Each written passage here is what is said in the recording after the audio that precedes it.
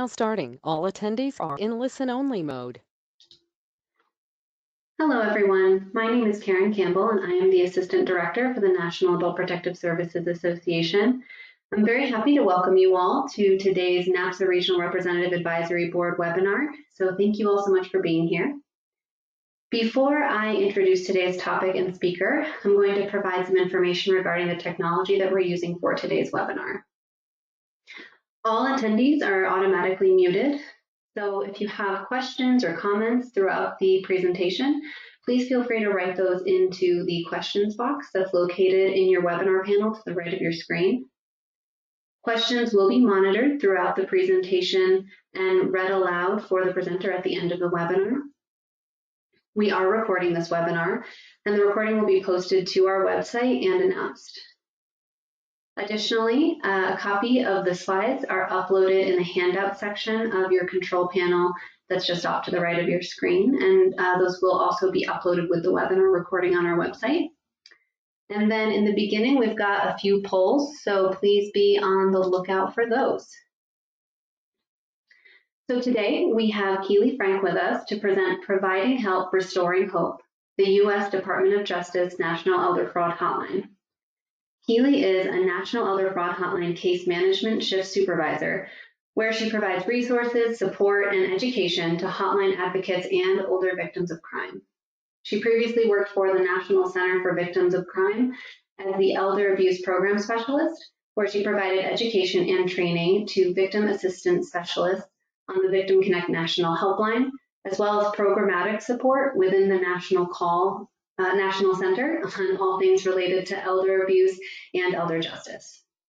She has been an advocate for older victims of crime since 2014. And before handing it off to Keely, we're going to do a quick poll to get an idea of who we have in the audience today. I'm going to go ahead and launch that poll.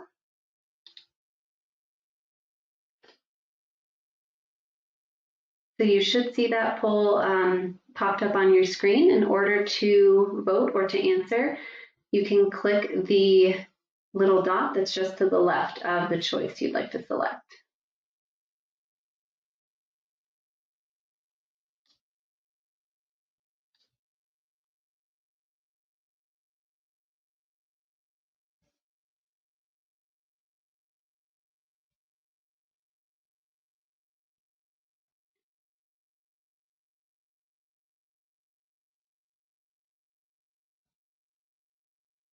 I'm going to leave this open for about another 15 seconds.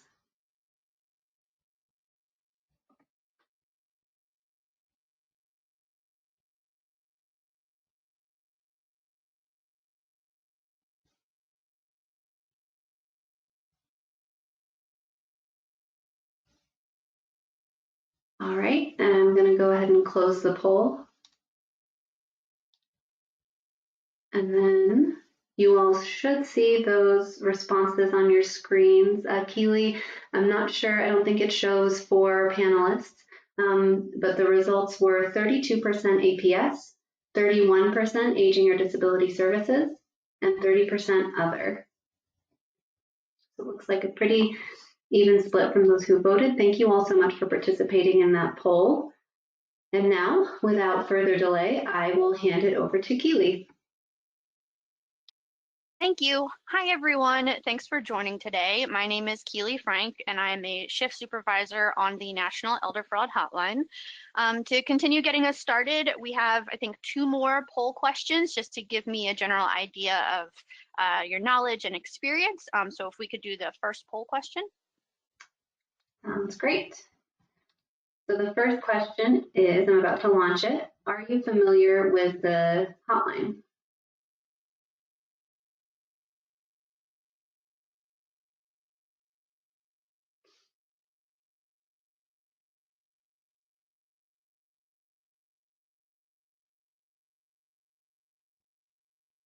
And again, for this one, the same process. In order to vote, you just click the little circle to the left of the option you'd like to select.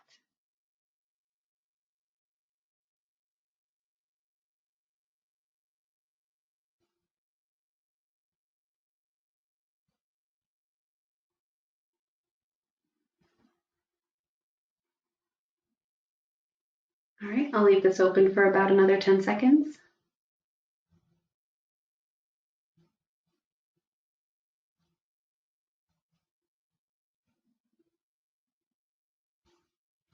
Okay, and I'm going to go ahead and close that poll and then share the results. So we had 47% yes and 53% no. And so as Keely said, we have one more poll. So I will go ahead and launch that one. And this one is, do you have experience working with older adults who have gone through a fraud situation?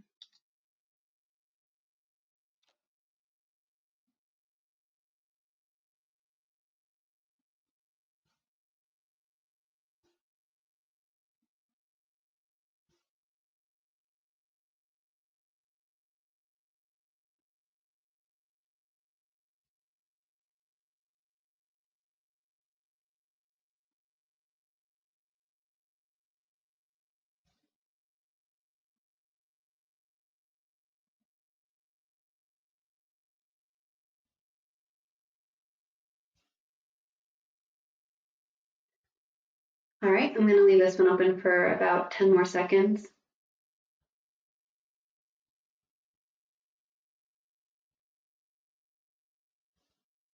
And now I'm going to go ahead and close it and share the results.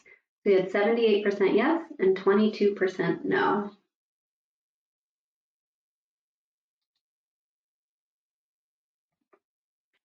Okay, thank you everyone for answering. It's good to see that there's definitely some experience in there with this topic and that some of you have heard of us.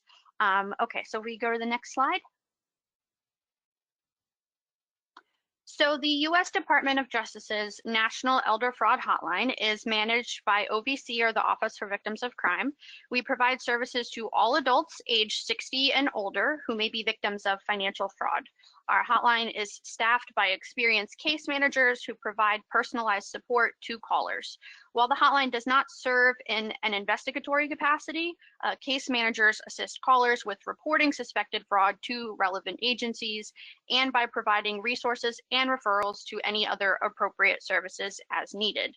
When appropriate, case managers will complete a complaint form with the Federal Bureau of Investigation Internet Crime Complaint Center for Internet Facilitated Crimes, that's the IC3 website, and submit a consumer complaint to the Federal Trade Commission on behalf of the caller.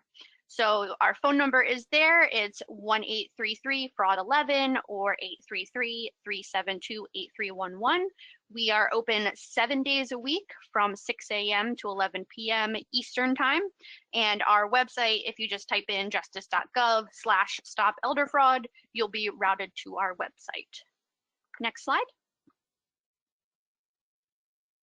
So the things that we do on the hotline is our staff provide guidance and appropriate resources that are tailored to the types of fraud being reported. When appropriate, we can then pass off the call to our case managers who assist with filing those complaints or providing more resources and doing warm handoffs to other agencies, depending on the situation. Each call is different, each situation is different, so sometimes a case manager would be most helpful, and other times we can just provide, here's a phone number or a website or something like that. Next slide. So the most common frauds and scams that are out there from our perspective are phone scams. I think most people might be familiar with the IRS scam that comes around tax season every year, where someone calls and says that there's something wrong with your taxes. So we get a lot of robocalls, government impersonation, scam calls. The US Marshal scam has been really popular this year. So the fraudsters have kind of changed up their script a little bit, but it's basically, I'm some kind of government authority. I found a car abandoned in Texas on the border with somehow your social security number attached to this crime scene. And then basically they ask for some kind of money in order to, keep you from being arrested, post your bail money, things like that. We also get a good amount of internet scams popping up. So unfortunately, a lot of romance scams, sweetheart scams, whatever your most common the term, and a lot of ransomware this year. We've had a bunch of people where instead of ransomware being targeted towards a business, it's targeted towards individuals. So people opening their email and seeing someone say, hey, I have access to your computer. I have these sensitive documents, videos, your search history, and if you don't send us money, I'm going to send this to your job or the authorities or your family. Identity theft, which I think is, one that's been around for a long time, but it's been kind of scarier what we've been seeing, where the fraudsters call and they already have, instead of just your last four for your social, they already have your full social, your social security number, I mean. And so we get a lot of those types of calls, which can sometimes come out of those government imposter scams, or where someone gets remote access to a potential victim's computer and gets a hold of their tax records or something. And then also a mixture of fraud perpetrated by someone who is known to the potential victim or trusted by them. So it can be a family member, a neighbor, the community contractor that other people have used with no problems, or a provider, so someone that's claiming to be a real estate agent or works for a bank. Next slide. Okay, so we're going to go through some common questions that we get about the hotline. So next slide. So can a victim or anyone really remain anonymous when calling our hotline? You absolutely can. So at the beginning, if you call our hotline, you'll get kind of an automated message thanking you for calling. It lets you know that the calls are recorded for quality assurance. And then you'll be asked some different questions. So like a name, a good phone number, a safe phone number to call if we get disconnected, those things. At any point, any person can say they want to remain anonymous. There's no need for really you to share your information if you don't want to. So it's totally up to the person calling. Even if you've called in the past, we don't memorize voices. So, it doesn't matter if you've called before and already have your name in the system, you can remain anonymous at any time. And it doesn't just have to be the victim calling, it can be a concerned third party. Next slide. So what is the referral process for the hotline? So there are two types of referrals, to the hotline and then from the hotline. So we invite agencies or organizations that interact with individuals who might benefit from our assistance to provide our information to those victims or concerned family members and encourage them to call us. The referrals made by the hotline will vary based on the circumstances and resources identified by our team that would best assist the person calling. If we identify that an organization might be able to assist the caller, we will generally offer a warm transfer, like connect to the agency while the caller is on the line and can transfer the call, or we will provide the contact information and encourage that person to reach out at their earliest convenience. Next slide. Can other organizations list the hotline on their resource list? Yes, please do. We invite others to list us as a resource by providing our number and or linking to our website. On our website, we also have widgets or digital artwork available for any organization who may want to link us via their website. So those can be found on our website. And if you do that, please let us know if you don't mind, just so that we can help keep track of where people are coming from. We do ask, one of the first questions we ask is, how did you hear about us? So if we start hearing that like, oh, I found you on this provider's website or this news article or something, that gives us a better idea of, where we potentially want to reach out to next. Next slide.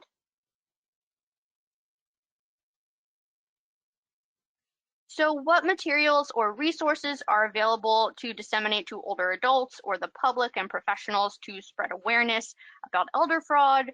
And what other methods are available to those wanting to spread awareness or information about elder fraud? So there are a handful of websites that we share with people when they call in. One of them being the Elder Justice Initiative's website has a lot of good information for providers, victims, their families, caregivers, that talks about all different types of fraud, other potential forms of elder abuse, and where and how to report.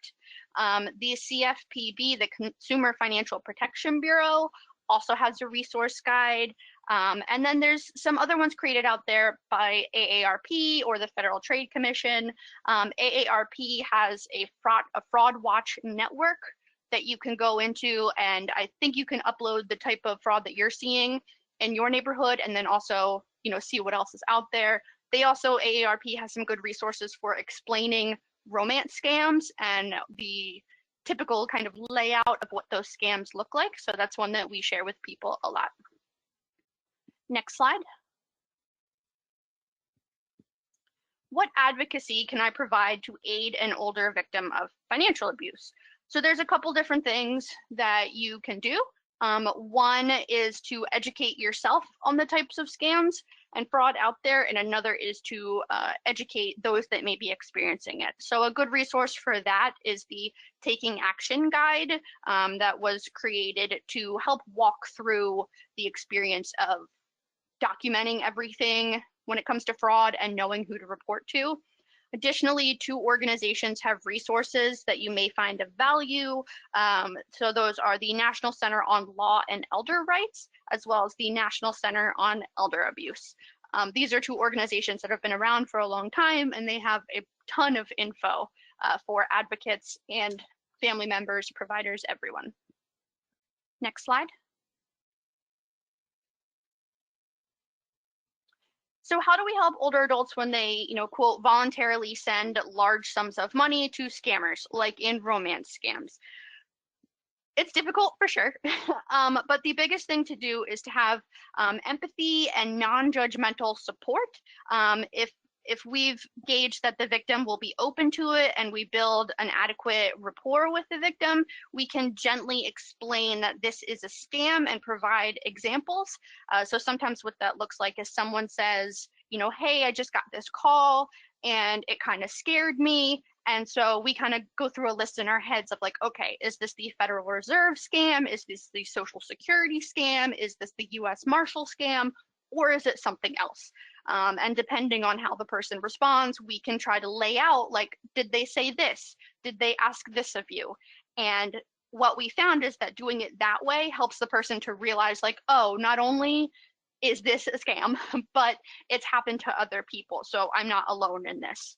If the caller is calling on behalf of a victim, we educate them about the scam and provide them with appropriate resources or guidance. So like reporting to the Internet Crime Complaint Center, or IC3, the Federal Trade Commission, talking to the victim, and if the victim's willing, reporting it with them, reporting to the bank or any other way, that money may have been sent. Our case managers can also assist the caller with completing those forms, the IC3 and FTC, on the victim's behalf without involving the victim when appropriate. So there might be a situation where, mom, dad, aunt, uncle is overwhelmed or unavailable to file a report, but once the report filed, as long as we have enough information to make a report, we will certainly try to help however we can. There's been times where the caller is sitting next to the victim, and so we walk through both of them on how to report and make that report. If the victim's open to the fact that it could be a scam and willing to take action to report it, then we try to walk them through kind of what the next steps could look like. So should they call their bank? Should they call law enforcement? Should they call the Social Security Administration? Should they put a freeze on their credit? Those kind of things. And then we offer emotional support and refer callers to other resources when appropriate. So sometimes, someone could call in and they say, all of this is happening, here's this scam, but that's not their main concern. If their main concern is they don't have food as a result of the scam, but they're not so much worried about reporting as much as they are getting access to food, that's what we would focus on and try to assist them with. Most of the time in those situations, it's going to be a warm handoff to another agency that is more versed in the general social services, but we follow the lead of the caller, of the victim, to figure out what's the next best step. Next slide. So what is the best approach for trying to assist an older adult who does not believe that they are a victim of a scam or fraud? It's a challenge because we, as much as we might know, this is clearly a scam, it's not that simple for the person who's going through it, especially if you look at things like romance scams, where the fraudsters may spend years talking to the older adult and getting to know them. And so it's not as easy as just like, well, they don't believe that it's a scam or they're in denial. It's really a matter of what that does to them, kind of mentally, emotionally, to admit that, yes, this is a scam. Sometimes we get people who are on the fence where they're calling in about a romance scam or something, and they say that certain parts of it they know are fraud, but other parts they don't believe are. And it's not our job, like it's not my role to tell someone like, you're a victim, that's what's happening to you. We're here to try to walk through what they're experiencing and really have them tell us if something doesn't feel right, or talk through, like, if you don't think it's a scam, why did you reach out to us? How did you get connected to us? And we can try to go that route with them. So we try to be mindful and gentle when talking to someone, but firm that some of these things are pretty straightforward when it comes to scams. So the government will never ask for you to pay in gift cards for Google Play or iTunes gift cards or Target gift cards. Those things we are pretty firm that that's not real. But there's other parts where we're like, well, honestly, we don't know. It sounds weird. It sounds like it could be a scam. What do you think about it? And go that way. So once we build kind of that rapport, then we leave it open to the victim that says like, hey, here are these options for reporting if you think that something feels weird or that you think it's a scam, but we don't have to do it right now. You can always call us back later. It's really about leaving that door open so that they know that, even if everyone else in their life is giving them potentially a hard time about this because they know it's a scam, if the caller is not ready to admit it yet or take those next steps, that's okay on our end. We encourage everyone to report. We don't want this to continue happening, but we're not here to force anyone to do anything that they're not ready for. Next slide. So we have had some success stories on the hotline, which is pretty exciting because I think for those of us that have worked with people experiencing fraud, we know that more often than not some great things don't typically come out of it. It's not often that everyone gets their money back, or if you do get it back, you typically don't get all of it. But we have heard some good things. So the first one was really interesting. We had a caller who was defrauded while visiting the US Virgin Islands on a cruise. The caller was pressured into purchasing jewelry and signing a contract that they didn't understand.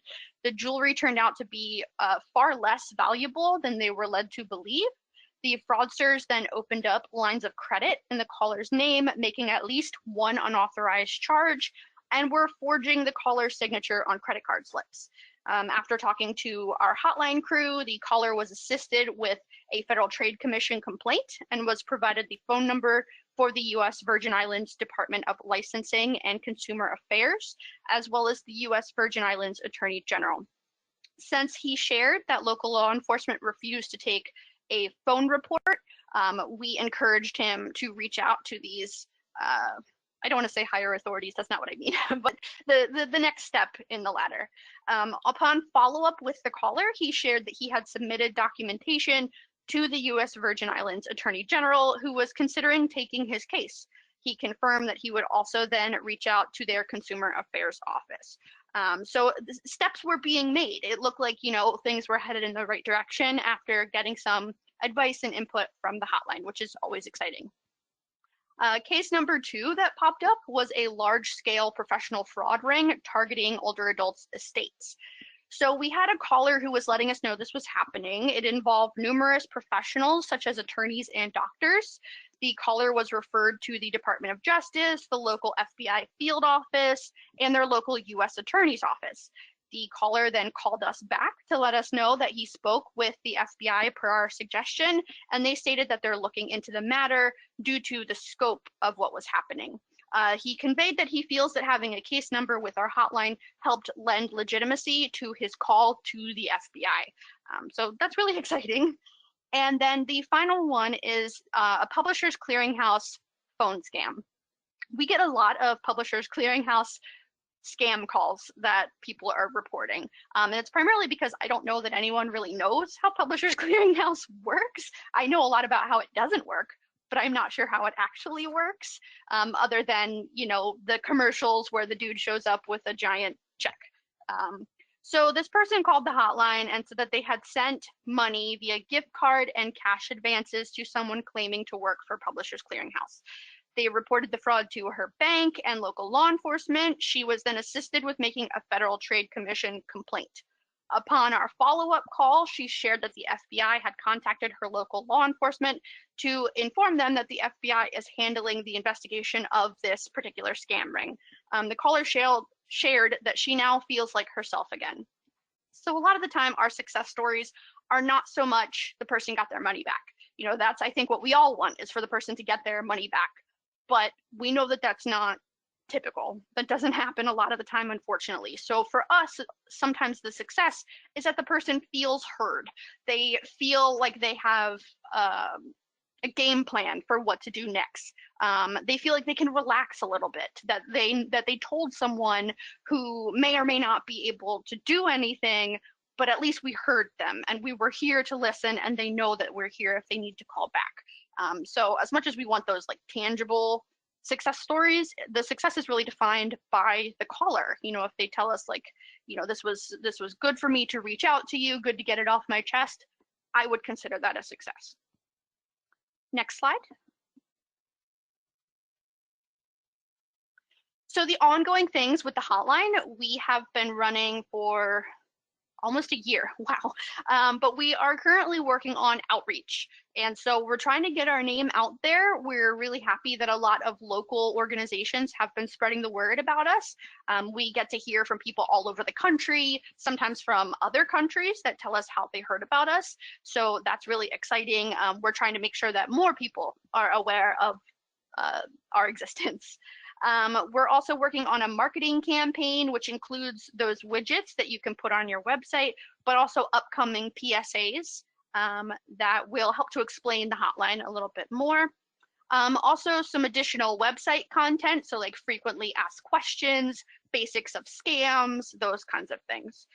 So we encourage you to spread the word to those in your personal and professional life about the hotline, so that we can try to assist more people. Next slide. So here's a lot of the resources that I was mentioning, along with some other ones.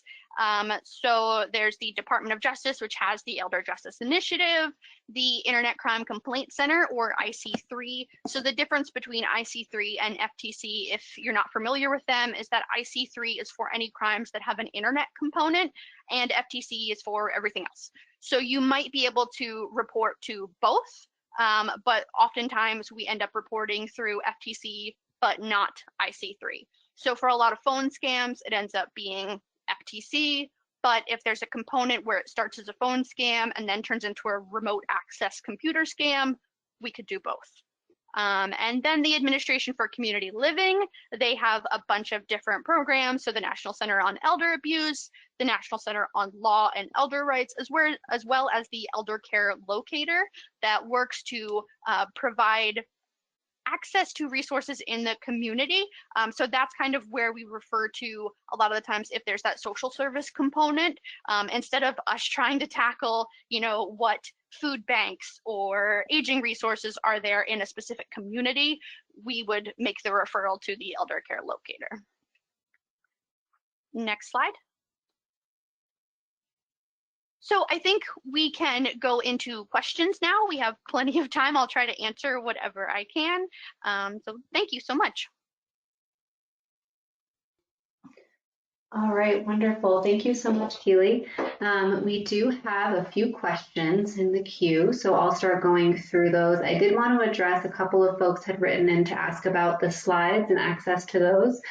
There is a copy of the slides uploaded in the handout section that should be accessible to you in the right-hand panel where your webinar popped up. And we also will have the slides posted when we post the recording of the webinar, so you can get them that way as well. All right, so I will now dive into the content related questions. So the first question that came in is, I have a number of elderly clients who have reported fraud and scams to the State Attorney General office, but they have all said that nothing happened. Should they be calling the hotline in addition to the AG? And then there is a clarification. He said, to clarify, the clients have all said that there was no resolution through the AG. Either the suspect did not respond to a letter from the AG, so the matter was being closed, or it was, in quotes, under investigation, but the client didn't hear anything further. Okay, so we actually get a lot of referrals from local attorney general's offices that people will report to their local attorney general, and then they say, well, hey, why don't you call this hotline? Whether they are able to do anything or not, we get those referrals. So I would say that yes, we recommend that you call anyone and everyone that you could possibly report to, because it's kind of impossible for the average person or even a provider to know the investigatory capacity of each individual agency. So that's why we try to come up with a list of like, where can I report, and can those reports help bolster each other? So if someone is calling about, let's say, a contractor fraud, was their money sent? How was it sent? Can you report there? Can you report them to local law enforcement? Is it someone that's licensed? Can you report it to the licensing board? Can you report it to the Consumer Protection Bureau of your state? Can you report it to the Attorney General's office? You know, we go through all of these different avenues, because that's often what we hear is like, you report to one and then they don't hear anything, or that it's under investigation and then they still never hear anything. So we recommend reporting to anyone and everyone that they possibly could, you know, within the realm of what's happening. And we follow kind of the guidance of the caller, like, are they overwhelmed? They can't do all that right now, that kind of stuff. Great, thank you so much.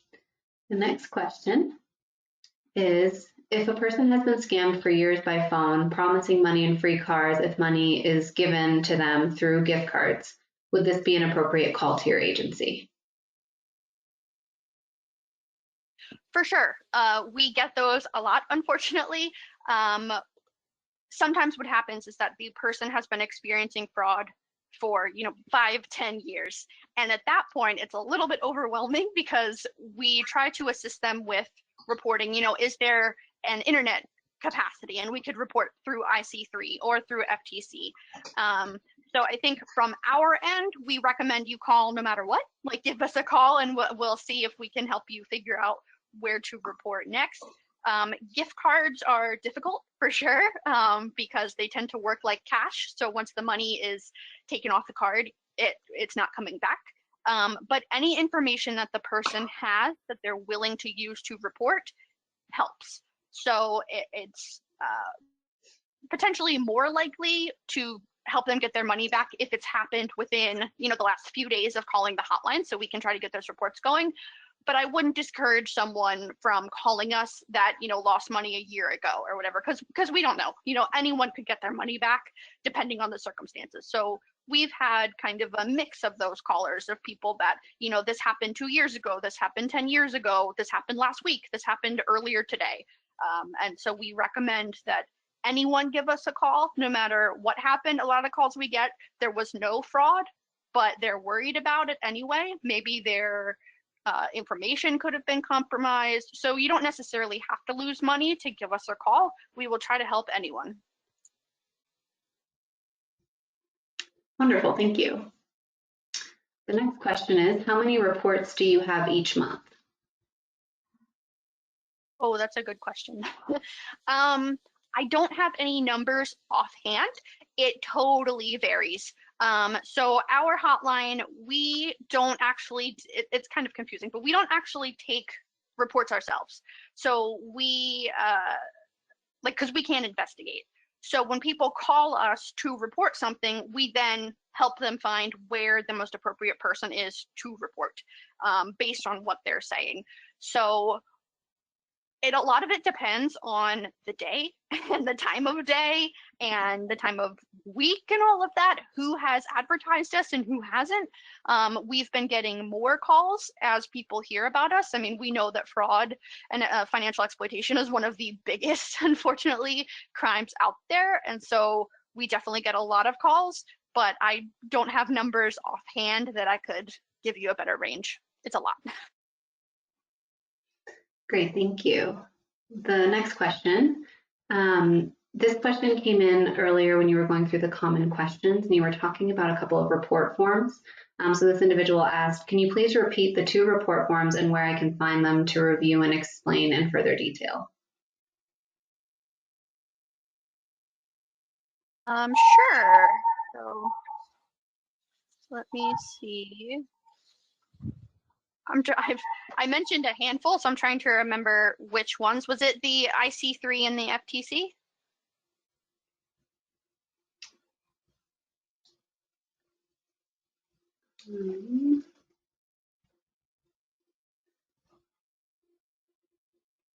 Yes, that would be helpful. Thank you. Okay, sure. So IC3, I believe, is ic3.gov. Let me double check. Oh. Yes, so the Internet Crime Complaint Center is ic3.gov, and you'll get a big blue box when you click on that that says file a complaint. So that's what that one is. And the FTC is their complaint assistant. So that one is, you can do reportfraud.ftc.gov. If you have difficulty finding either of them, you can just in Google or Bing or any of those type in like report to FTC, report to IC3, and you should get routed to those ones. Great, thank you so much. And I entered those into the chat for folks as well, if you'd like to copy and paste them out of there.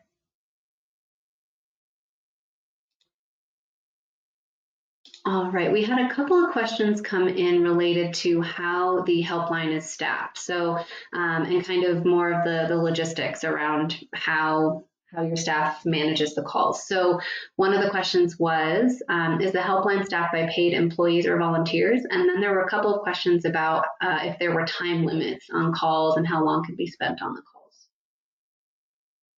Sure. So we're all paid staff. We're all trained on elder abuse. So that's something that we focus really hard on is making sure that we're all working from kind of the same baseline, that we all have the same information, know the same resources, those kind of things. As far as time limits for calls, no, it honestly depends on the context of the call. You know, as we get busier, we might not be able to spend as long as we would hope on the phone with someone. But depending on the context, it could be anywhere from like a 5-minute call to an hour-long call. If we're helping someone fill out FTC or IC3, particularly IC3, it will take longer because, you know, we're walking through this longer form with them and making sure that we understand the timeline and all of the data involved. So like phone numbers and how much money was sent and how was it sent and when was it sent and who did you send it to and that kind of stuff. So it really depends on the call content. We're not gonna, you know, kick someone off the phone immediately. If we have a bunch of other calls, our focus is on the person calling in at that time.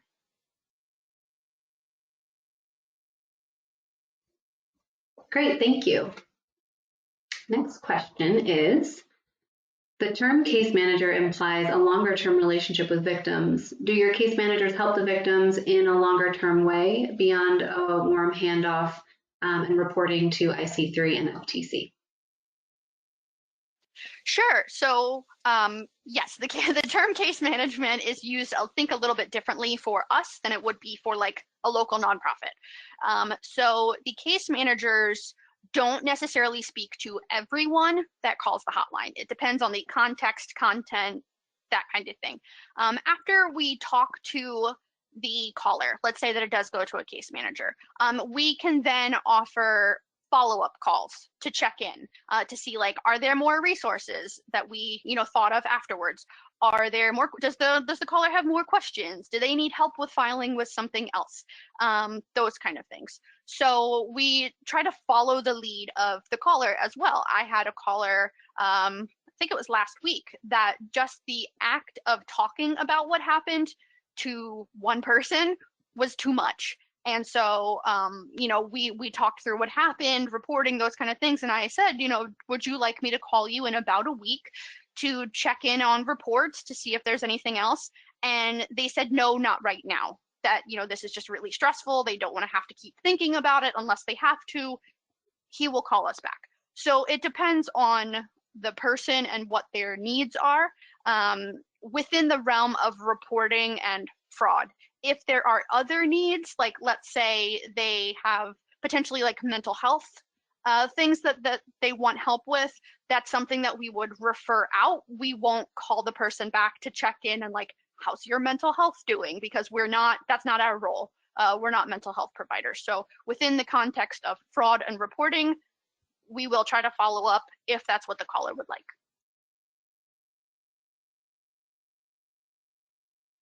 Great, thank you. All right, these are great questions. Thanks so much, everyone, for writing them in. We've still got quite a few more. The next one is, do you provide translation services for non-English speaking clients or callers? Yes. So the most that we get is English or Spanish. We do have some hotline staff that speak Spanish. And if there is another language, then we use a language translation service, so that we can talk with anyone.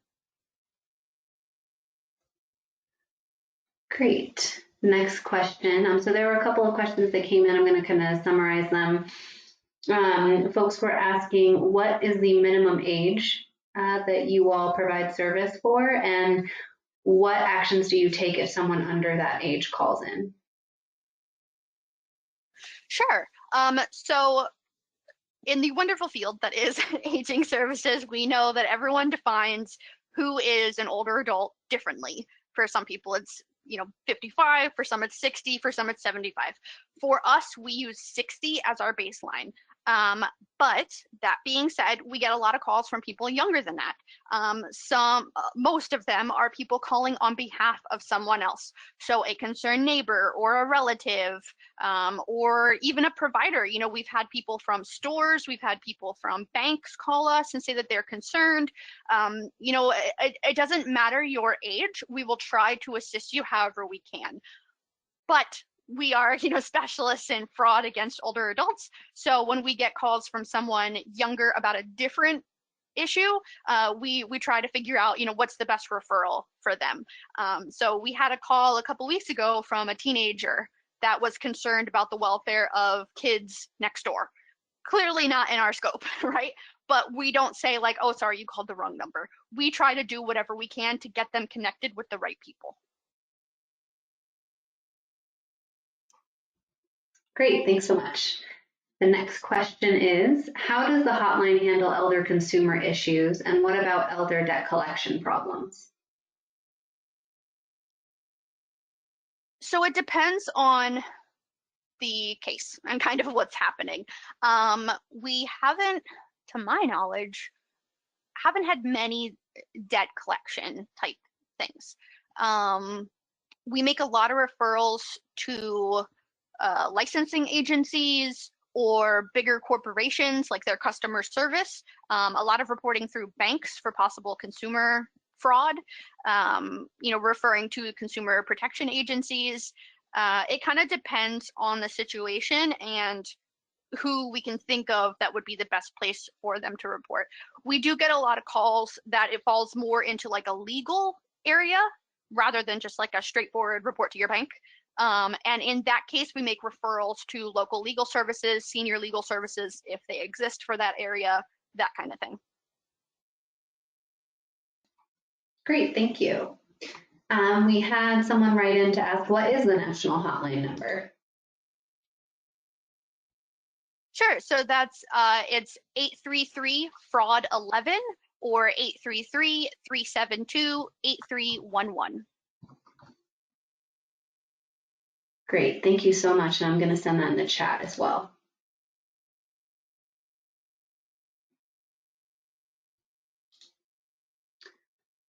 Okay, so we had some additional questions about kind of structure and funding. There was a question that came in about when did your office, when was it created? And then how is it funded and how many staff do you have, as well as its location? Sure, so the hotline was launched in March, and we are funded through the Department of Justice, managed by OVC, the Office for Victims of Crime. And we are located in Virginia.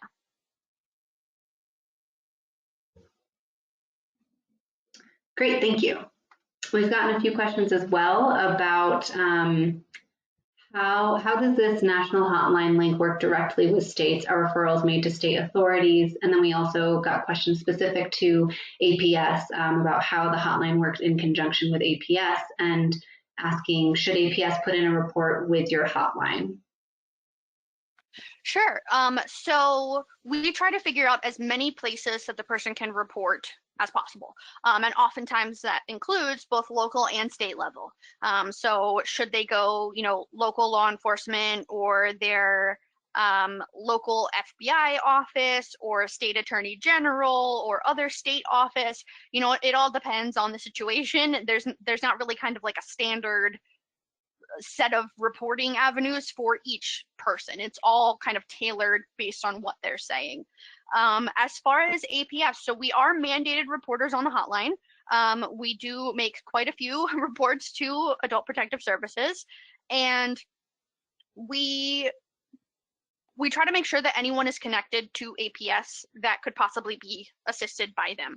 So someone might call us and talk about fraud, but in the midst of that, mention something else, and we're like, ooh, maybe APS would be a good avenue for them. So as many times as we call and make a report to APS ourselves, we're also giving out the phone number for APS and letting people know, Adult Protective Services exists in your state, in your area. We recommend that you reach out to them. We do get calls occasionally from APS as well, or people referred to us. Most of the time, that's when there's a financial component and APS might be doing their own investigation, but maybe they wonder if the person could have assistance with filing other places, or they don't have the funding to really focus on financial, which we understand it's a massive area when APS is already working on everything else. So you can call us as a worker. You can have, your potential client call us. We don't take the report and then it sits with us. So since we don't investigate, we don't really take reports. Like if someone says, where do I report this fraud or something, they can call us and we will help them figure out where to report. But the wording is kind of weird that we don't take reports ourselves and then it somehow gets investigated. So it's a little bit confusing. I totally get it. But if you ever have questions, you can always call us and we'll try to figure out what the best avenue is.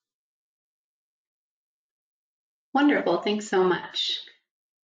There have been a couple of questions about, I'll just read this one, it kind of summarizes them.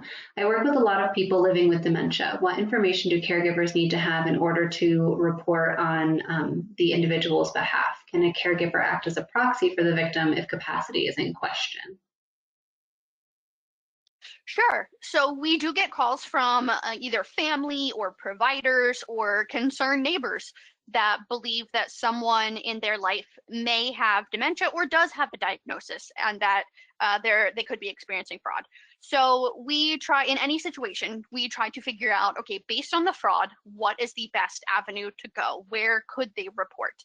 And so we have a lot of talks with people about, talking with providers that focus on the different dementias so that everyone can have a better understanding of like what it looks like. We know that, dementia is not, it's not like a one and done, right? Like you're not diagnosed with dementia and then immediately have no capacity. It's kind of a progression. So we've had calls from people that say like, well, this person, might be showing potential signs of dementia, but we're not sure. Some days they want to report, some days they don't know what I'm talking about. And so in those cases, we try to say like, okay, let's say the person wants to report, here's this list of places that you can report to. Each organization is different as far as who can report. So for IC3 and FTC, you can make a report on someone else's behalf, which is how we're able to make reports for and with people. So that's one thing that you could do is to, talk to us. We'll tell you what reporting agencies are out there and then try to figure out like, is this one that a concerned other party can report to, or does this need to be done from the victim's perspective? Wonderful, thanks so much. We got a couple of questions about marketing. And to summarize, are there plans to, or have you engaged banks and or law enforcement in marketing? I'm honestly not sure. I know that we're working on PSAs, but I'm not sure as far as what other things could be going on. We would love to have, campaigns with everyone and anyone, but I'm just not sure because I don't do the marketing, so I don't know. If you want to have a webinar or have us talk to your staff or anything like that, you can always send us an email at that elderfraud@ovcttac.org, and we'll see, what we can arrange. Wonderful, thank you. There was a question that came in a bit ago. It says you mentioned, this was when you were talking about the scenarios. And they said, you mentioned the victim got a case number and that was useful to the FBI. Do you consider the victim call to be an actual case? So each call that comes in, assuming that it's not, wrong number, every person gets assigned a case number. And that's primarily for internal use, so that let's say they call and then they call back another day, so that we're not, re-traumatizing the person by saying like, oh, can you tell us all over again what happened? We give them a case number. They can then call and say, hey, I've called before. Here's my case number. We say, okay, hold for 1 second so I can read through the file and get caught up. So that's kind of how the case numbers work. We've also found that any place that you can, talk to about the fraud that you're experiencing sometimes can help like legitimize it, I guess. I hope you know what I mean. But like, so if you're calling and reporting to your bank's fraud department and they're the first person that you call, sometimes they're not as inclined to agree that it's fraud, if the person, quote, voluntarily sent the money, even though it's on, to any other person, it might sound like this is straightforward fraud. So if they call and say, hey, here's my police report number, I've reported this at fraud, sometimes they can help like work with each other that way. I don't know beyond that one person's case how strong it is if they say like, hey, I have a case number with the Elder Fraud Hotline, just because we are relatively new still. But anytime that you can report, like the more places you report to, the better overall. Great, thanks so much. Next question is, I have been helping a person who lived in one state and was financially exploited by her family member. The person ended up moving to another state, and now the agencies that have reported to stated that they cannot help because she moved out of the state that the abuse happened in. Is this accurate? So I can't speak on behalf of any agencies capacity or ability to investigate.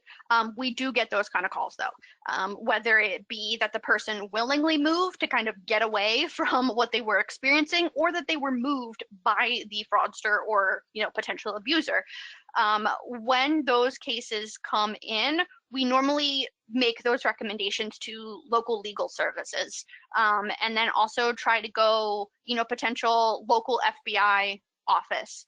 So anytime it crosses state lines, we try to immediately go legal, or like the authorities that could potentially help. So even giving a call to non-emergency law enforcement and saying, hey, hypothetically, or that this is actually happening, any ideas for what I could do or what my rights are? Great, thank you. We got a couple of questions about, you had mentioned earlier in the presentation a guide of information to walk a victim through, and folks were asking what that guide was called and where they could find that. Sure, so that's the Taking Action Guide. Let me see. Okay, so there's a lot of Taking Action guides. Apparently that's a common name. Let me find out what it's actually called real quick. It was created by the National Center for Victims of Crime as well as the FINRA Education. So it's the Taking Action Guide, an advocate's guide to assisting victims of financial fraud. So it's a part of saveandinvest.org. And let me see if I can find it real quick, because the link that I have for it is really long. But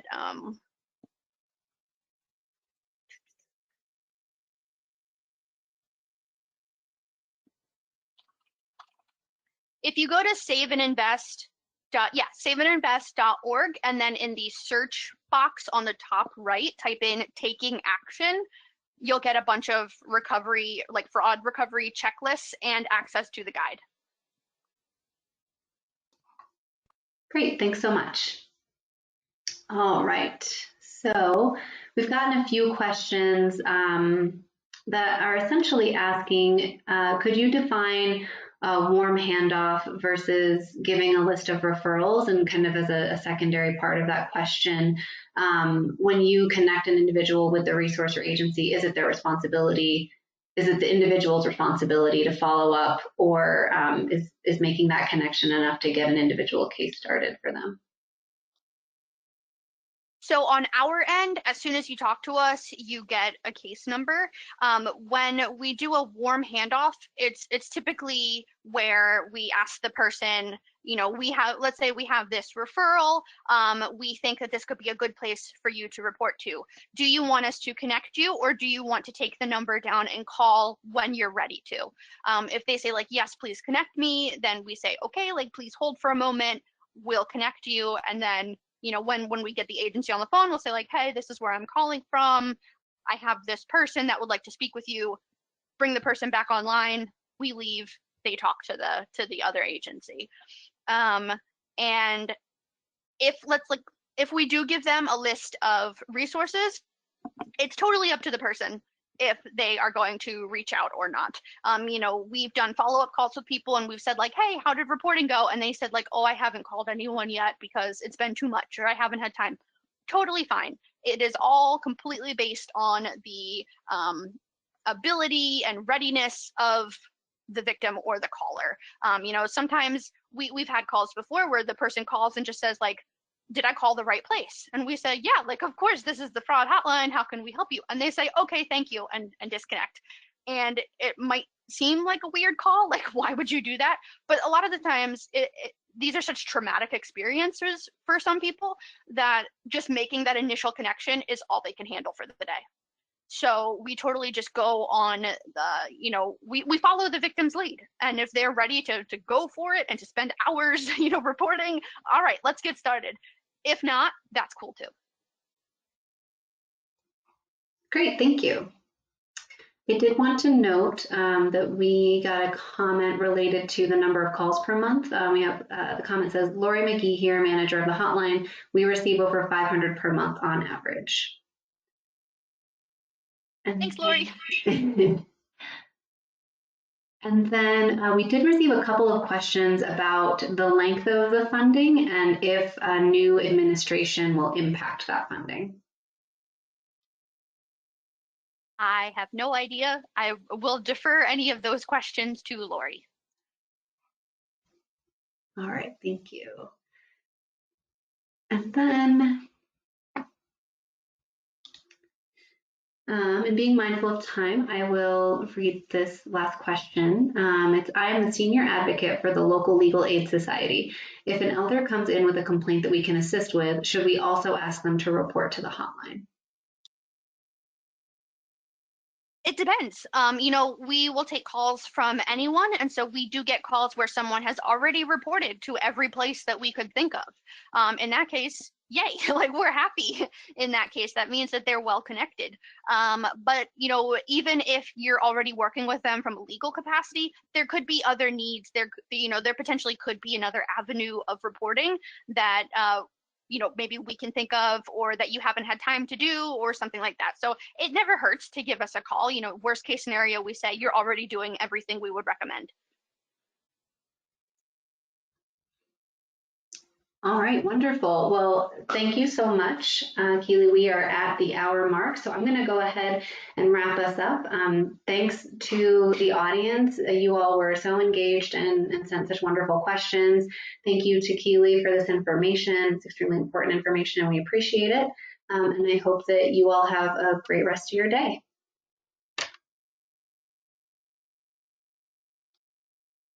Thank you, everyone.